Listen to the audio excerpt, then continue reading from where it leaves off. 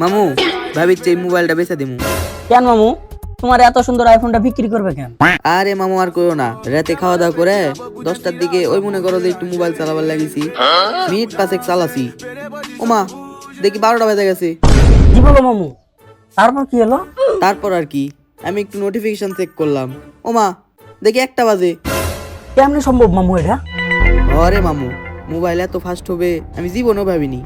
পরে রাগের ঠেলায় করলাম কি, সকাল 7টার সময় অ্যালার্ম দিছি, অ্যালার্ম বাজলো, ঘুমের থেকে উঠেছি, ঘুমের থেকে উঠে এই ধরো যে 5 মিনিটের জন্য ঘুমাইছি অ্যালার্ম বন্ধ করে, ওমা ঘুমের থেকে উঠে 9টা বাজে।